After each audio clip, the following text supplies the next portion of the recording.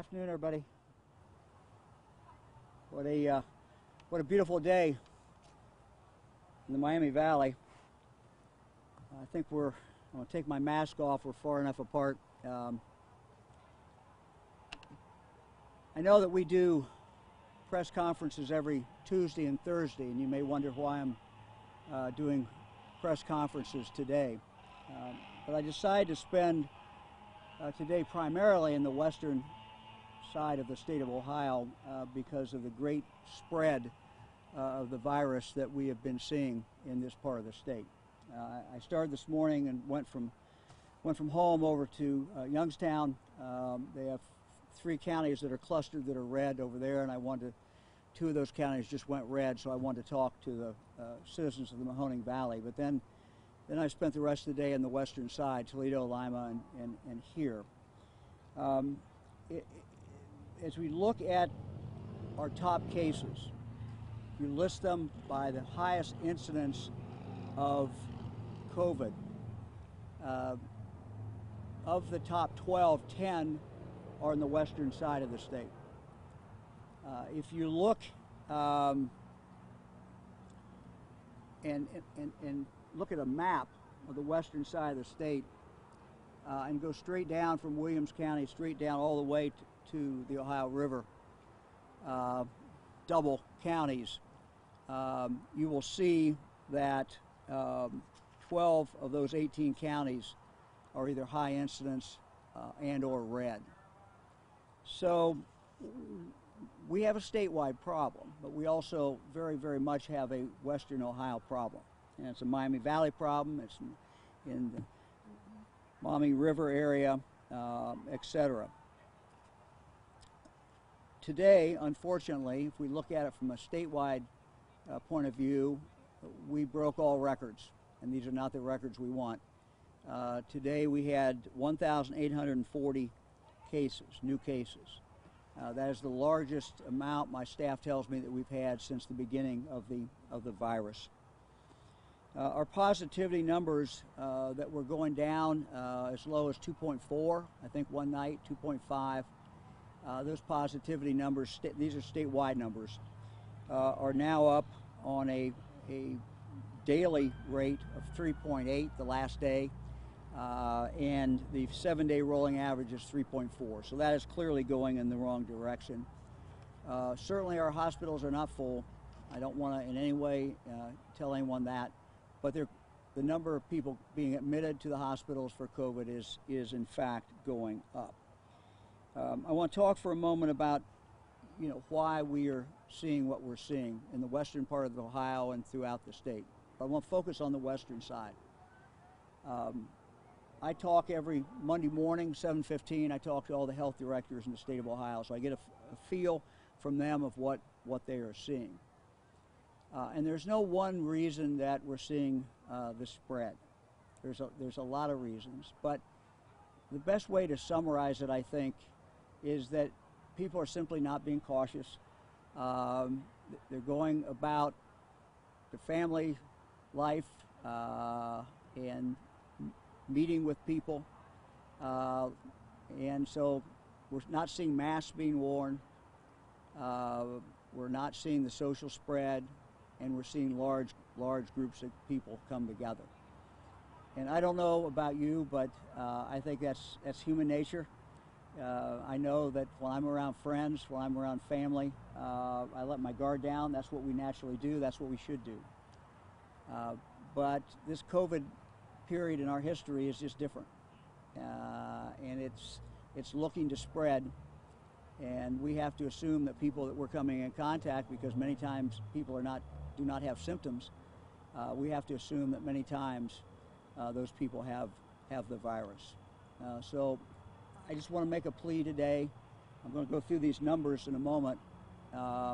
With the exception of a couple counties in the Miami Valley, all our counties are not good as far as the COVID spread. And we can stop this. We can slow it down. We're going to get a vaccine. I don't know how soon that's going to be, and I don't know how soon it's going to get out. We'll be able to take it out. But we certainly are planning to take that vaccine just as quick as we get it and get it to our most vulnerable people at the same time give it to our first responders. But we don't know really when that date is going to come, and we don't know how fast we're going to get it. So we've got to learn. I know everybody's tired. I know everybody's exhausted. I'm sick of it. I know everybody else is sick of it. But we have to learn to live with it. And I look at this as a entree to freedom. This allows me, frankly, it'll allow me later today to walk over to see some of our grandkids. Fran and I will. We'll be outside. We'll keep a distance. We'll have masks on. This allows us to do that. It allows us to go shopping. It allows us to go out. It allows us to go to bars. It allows us to go to restaurants. It allows us to do many, many things. But wearing that mask is essential to what we need to be doing. Distance, mask, not large gatherings. And that, frankly, is what we're seeing. We're seeing tragic cases where family members come down with the COVID at a wedding or a funeral. Tragic cases where people get together as friends in a larger group and they don't distance and they don't wear the mask and somebody gets sick. We're also seeing what we expected to see, and that is when school goes back in, the college is back in, they've been now back in long enough that we're seeing some kids get infected, most of them not having symptoms, many times not having symptoms. Some do, some don't. But then we're seeing this rebound effect where it goes into the next group, and that group may be older. For several months, we saw the age of the people who were coming down with COVID be down. One point, 50% were under the age of 30. What we're now seeing is that age start to creep up. And as that age creeps up, obviously the danger it increases, and the danger of getting sicker because of the age. So those are kind of the trends that we are seeing. We have it within our own power to slow this thing down. And I just want to talk very briefly about some of the numbers in the counties. We'll start with Montgomery County. Montgomery County, has been red, I think 14 out of the last 15. Their numbers are 156 cases per 100,000. And so we track all of these based upon how many cases per 100,000 to level everything off and compare apples to apples. But Montgomery County has been fairly stable. Some of this, of course, has been kicked up from university students. So if you look at Montgomery County, and we look at this every 2 weeks, we go back 2 weeks, 831 cases in the last 2 weeks, 99 people admitted to the hospital from Montgomery County. Mercer County. Mercer County is almost double the rate that Montgomery County is. They're at 286 per 100,000. They've had 118 cases in the last 2 weeks, 14 hospital admissions. Darke County has had some outbreaks in nursing homes. Their number is even higher for this 2 week period. 297, 152 total cases, 10 hospital admissions. Preble County is below the 100 number. So they're at 93, 38 cases, 2 hospital admissions. Shelby County, again, Shelby County is at 193. Shelby County is basically almost 2 times what the CDC says is the high incident rate, so double that. They've had 94 cases in the last 2 weeks. They've had 9 hospital admissions. Miami County, they are over double that rate at 211. They've had 226 cases, 18 hospital admissions. Greene County, my home county, seen a real spike up. They're at 174 per 100,000. The actual number of cases the last 2 weeks has been 295 and 11 hospital admissions. Logan County and Champaign County doing pretty well. They're our lowest in the area. Logan is at 65 per 100,000, and they've had 30 cases in the last 2 weeks. No hospital admissions. Champaign County, they're at 54, so they're about half the total. What 100 would be where you have the high incidence, so they're about half of that. They've had 21 cases in the last 2 weeks, 0 hospital admissions. Clark County has spiked up. Clark County is at 156 per 100,000. There are 210 cases total in the last 2 weeks, 7 hospital admissions. So those are the numbers in the area.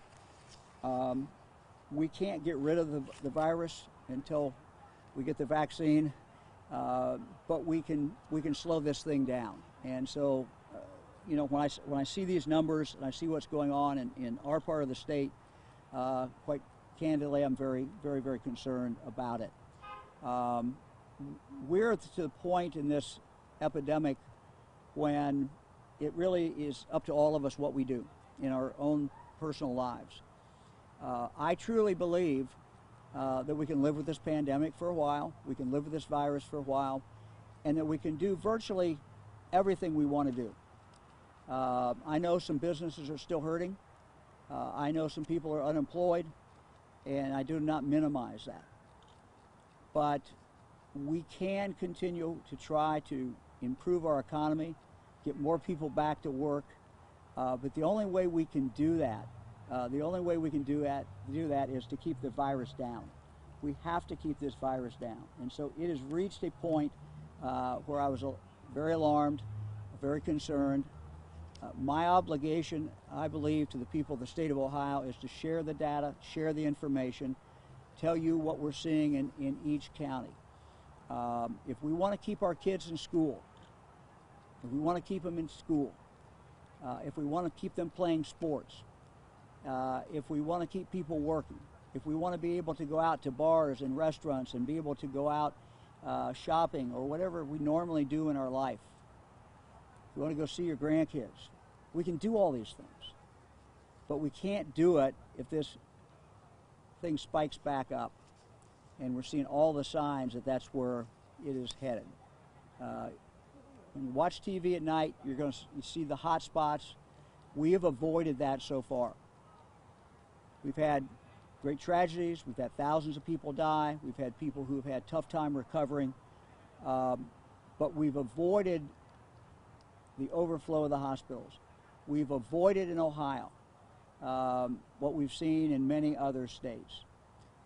We need to keep doing this. I know people are sick of it. As I said, I'm sick of it. But we got to hang in there. We're Ohioans. We can do this. More than happy to open it up for questions. Governor DeWine, the next 9 weeks are about to start for a lot of schools, and a lot of schools in the Miami Valley are about to return for in-person learning. I mean, at this point, do you think that's safe? You know, every school has to make up its own mind. Every parent has to make up their own mind. I think my job is to give the facts and the data as we see it. I believe that our schools in the Miami Valley and across the state have done a good job. I feel that they have made their schools as safe as they can make them. The vast, vast, vast majority of kids in schools, these schools are wearing masks. They're trying to keep as much distance as they can. They're doing all kinds of innovative things. We're seeing that at the university level too. They're working very, very hard to do this. So, you know, I think that everybody has to make their own decision based upon what they're seeing out there. I was asked the question this morning in Youngstown. I said, when are you thinking about shutting the state down? And the answer is no. But what's going to happen is, and we're starting to see it already, as the spread goes out, we're starting to see schools shut down for a couple weeks or go remote for a couple weeks. And despite the good job that our educators are doing, if they have widespread COVID in their county, in that school district, there is no way in the world they can keep it out of that school. They can keep kids safe as they can in there. So it's up to us. It's up to every one of us. If we want our kids in school, if we want them playing sports, if we want life as we want it to be, we've just got to be careful. And we've got to recognize that it's out there. And it's not a political issue. I know the campaign is coming down the last 3. It's not about politics. This is about what we know will work, and it's really basic. So I think that decision has to be made by every school, but I would implore, if you don't have anybody out there, if you have kids in school and you want them to stay in school, wear a mask. If you don't have kids in school, but you care about them, wear a mask, keep your distance. This is how we do it. Governor, I remember the last time I think that you did something kind of this time of day. It was, I think it was July 15th or somewhere around there, and you had said at the time, I think Ohio's sliding down a dangerous path. That was this summer. Where would you, and this isn't a numbers thing, but where would you kind of rate your level of concern at this point compared to then? Because I think we all remember that. Yeah, the question is, if you didn't hear it, the question is a very good question. It said you had a speech on July 15th or so, and you said you were concerned. What's your rate of concern at this point? You know, we keep coming to forks in the road, and you know, you got to decide which way you're going to go. But I'm concerned. I'm concerned enough that I blew up my schedule for the day and said, hey, I got to get on the road and I got to go out and talk directly to people in the particularly in the western side of the state of Ohio, because we have a western Ohio problem that's unique. And just look at that map that we put up every week. So I'm concerned. I'm very concerned. We're headed into winter. Great day today. But we know in a month from now it's going to be a lot colder, maybe next week a lot colder. And people are starting to move back in. And we know that it's safer outside than it is inside. And that's a real concern that the scientists have. And look, no one knows what this virus is going to do. I mean, it's impossible to predict it no matter who the scientist is. But the concern is they know inside is more dangerous, and when everybody is inside, so we've got a lot of things coming together. We got schools going back, K through 12. We've got that have been back now for a month or so. We got colleges, the same thing, and then we've got headed into winter. And frankly, what's the other thing? The other thing is we're sick of it. You know, we're sick of wearing masks. We're sick of all this, and I get it, but we got to hang in there for our kids. We got to hang in there for ourselves. We can do this. We can do two things at once, and we got to do it. And you know, the pathway is there. We're going to be able to start, you know, getting out the vaccine whenever it's available, and you know, we're going to start turning this thing around. But we got to get there. We got to get there. Who else? What specific actions are you or the state going to do to reverse these trends? Do you anticipate any new health orders? Yeah, that's an excellent question. What are you going to do, Mike DeWine, basically, and the health department to reverse these trends? I ask myself that question every morning.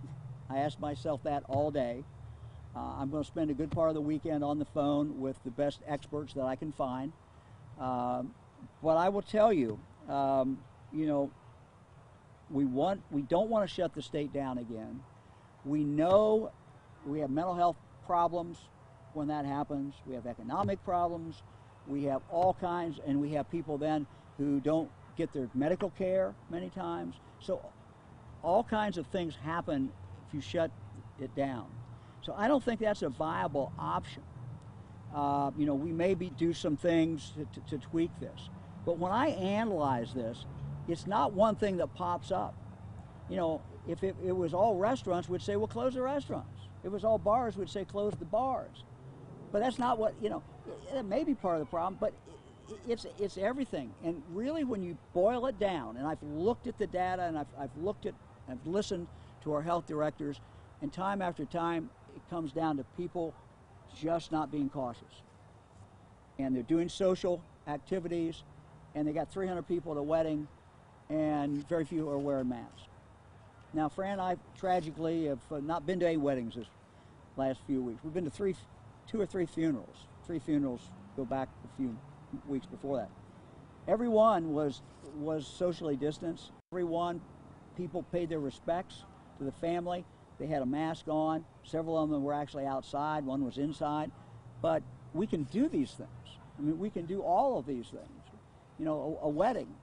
You can still have a wedding if people keep some distance. And if you want to have a big party later on, you can have a big party later on. But to see grandparents die as a result of a wedding is just, I tell you, it breaks my heart. And some of the stories, I share some of these stories with you every week that come from the health departments. And I don't tell them to shame anybody. We try not to, get into much specifics. But I tell them because I learn by stories. And that's how I generally learn. And I think most people learn that way. And we share these stories because, oh my God, we don't want to be in that position where that would happen to us or somebody that we loved. And so it's not open or shut. It's we can do this. We just got to get this up. When we put a mask order on back a few months ago for the red counties, if you remember, the red counties then were the counties that were primarily the urban counties. We started seeing that the mask compliance went up from probably, I'm guessing, 55% to 85% in those urban areas. When that happened, we started seeing cases go down. And if you look at a map of the state, it will shock you, but our urban areas generally are not a problem. I mean, everybody's got it, and there's a problem everywhere, but they're not that's leading it. I mean, when you look at the top counties being rural counties, and as I said, 10 of the top 12 counties are on the western side of the state. And they're rural counties, they're small counties. So we know masks work. I mean, we've got the evidence, we know it works. Besides all the scientists, we've seen it work in Ohio. We've seen what Ohioans did when they started really wearing the mask. But in our rural areas, we don't have the mask compliance up high enough, and we just got to get it up higher. But I can't control that. That's the decision that every Ohioan has to make. That's what it comes down to. Anybody else? We're hearing these stories about what's happening at funerals and weddings, and things are opening, but nursing homes opening on Monday. So there's, I think, some confusion at some of what we're hearing. We're having things opening, but now we're having rising cases. So I guess anything to address that confusion. I'm sorry, anything to address what? The confusion that people might be experiencing when they see things are reopening, but it's not. Yeah, I mean, if you really, here's what we go through. Let's talk about nursing homes. We closed the nursing homes because every health professional said, don't let visitors in because they'll carry the virus in, which makes sense, and it's still the advice. But then we started seeing great tragedies, and we saw people. I got letters. You killed my father. You killed my mother, because no one could go visit her, and she just went downhill. My father's an Alzheimer's patient, and he doesn't understand why I'm not there. And so when we talked to people in nursing homes, they told us those stories. And so we said, okay, we've got to figure out how to do this. We've got to figure out how to open them so that we let visitors in, and we try to do it as safely as we can. And so we started doing it outside visitation. Now we know it's going to be winter, and that's not going to work. And so we're trying to do that, starting on the 12th, inside visitation, and we're going to do it as carefully as we can. And we're also going to have, for nursing homes that will do it, we're going to have them do a quick test, 15-minute test. We'll give them the tests supplied by the federal government, and some of those tests will go towards letting people visit. So we try to balance all these things, but it's a very, very good question. Is there a mixed message? I hope there's not. I hope the message is, if we're careful, we can live. If we're careful, we can do what we need to do. And because we don't want to go back to a situation where, let's talk about our K through 12. Some schools have made a decision, that's their decision, to be remote. Other schools have made the decision, we're all in every day. But to keep doing, I think most of us think that all in every day is better for the child, but we also know it's riskier. So when the schools do it well, then it enables them to continue on. But they can't control a community that is not wearing a mask enough, and so that the virus is then coming into the schools. So we're trying to balance these things as we go along, but just in simple language, we can do this. we can keep Ohio moving forward. You can do the things, most of the things you want every day. You can do the most important things you want every day if we do it carefully. But if we don't do it carefully and we see this flare up, we're going to be like other states we've seen where they've had to shut everything down, and then people are just scared. They won't go out anyway. So it's going to be more individual decisions than, frankly, what I say. It's going to be individuals making a decision. I'm scared, I won't go out. We don't want to be there. We want people to have more confidence that they can go out. And if they wear a mask and they know everybody else is wearing a mask, then they're going to have a lot more confidence to go out. Governor, when you left yesterday's news conference, this is a little bit more of a statewide question, but I know you were going to meet with the Ohio Restaurant Association about restaurants and bars. We continue, even as we see the spike, to hear from owners that are, as you know, going through hard times right now. Any update on how that? Yeah, question is about the bars. We had a good conversation after the press conference. I had a conversation with a large number of people who own restaurants, bars, the Ohio Restaurant Association, which actually played a major role in us just determining what kind of guidelines they would be. And so, of course, their request is to open the bars back up till at least midnight. And look, these are difficult decisions. We know that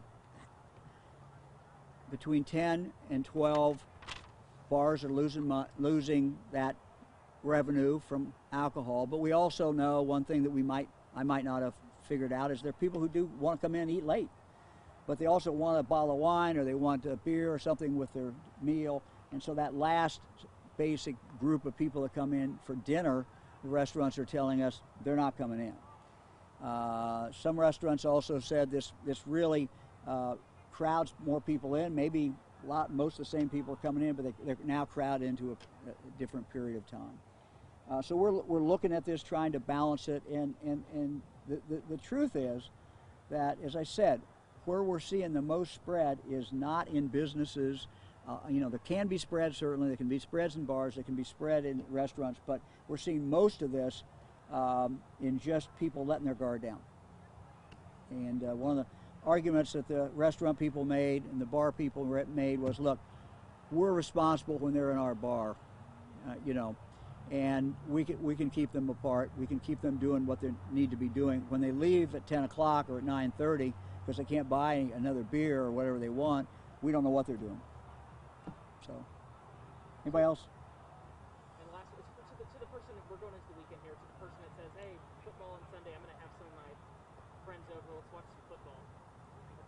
Yeah, I would just say, look, we all like to watch football, and Buckeyes are coming back in a couple weeks, I guess, and there's a lot of good games on now, and the Bengals and the Browns, frankly, are very interesting this year, both of them, and got great quarterbacks and young. So a lot of good things going on. I would just say, just be careful. Just be careful how you do it. I think everything is you have to calculate that. And if you can spread out, if it's a nice day like today, and put that TV outside and spread out. Obviously, that's the best way to do it. But not a large number, and wear a mask and keep a distance. And those are things that people can do. So. Governor, if you're not going to release any new health orders, you're not going to shut anything down, and you're considering... No, I didn't say I wasn't going to release any more health orders, and I didn't say we weren't shutting anything down. What I said was that this really comes down to what the citizens of Ohio do, because no matter what order I issue, and let's just say that we wanted to go issue more orders, and I don't, but let's say we wanted to go issue more orders, felt that was, we have no way of controlling what people are doing where we're seeing the most spread. We're seeing the most spread in their own houses, in their own backyards. We're seeing the most spread in their own private events that they're doing. There is absolutely no way, if we wanted to control that. So it comes down to, what the people of Ohio will do. And I'll make it very clear. The vast majority of Ohioans have got us where we are. And, they've got us in, so far so good. But we're now seeing some really bad signs that I have to let the people know about, and we have to talk about what we're seeing. Go ahead and finish your question. I just wanted to make sure that I had explained what I meant. And you're considering loosening these restrictions on bars and... Yeah, look. How do you expect improvement if you're not going to take action? I expect improvement because most things that happen in society are not ordered by the governor. Most good things that happen, people do. And that's how it's going to have to happen. As I said, even if I wanted to issue more orders, there's no way that we have the ability to, nor the desire to send police or health department into your house. We're not going to do that. And people wouldn't tolerate it anyway, and I don't want to do it. So it ultimately, I think your question's very good. It comes down to what people do. Now we can help them.